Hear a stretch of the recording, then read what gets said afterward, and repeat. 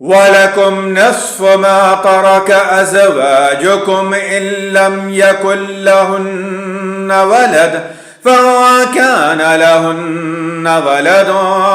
فلكم الربع مما تركن من بعد وصية يوصين بها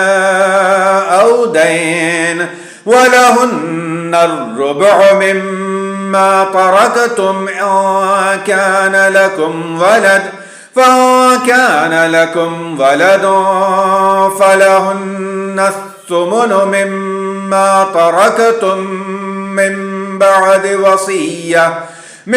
بعد وصية توصون بها أو دين، وإن كان رجل يورث كلالة أو امرأة وله أخ أو أخت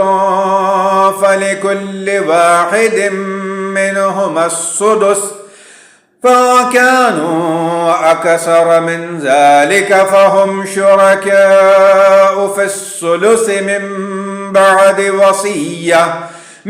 بعد وصية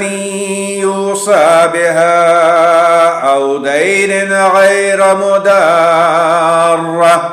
وصية من الله، والله عليم حليم. تلك حدود الله، ومن يطع الله ورسوله يدخله جنات تجري من تحتها الأنهار خالدين فيها، وذلك الفوز العظيم. ومن يعص الله ورسوله ويتعد حدوده يدخله نارا خالدا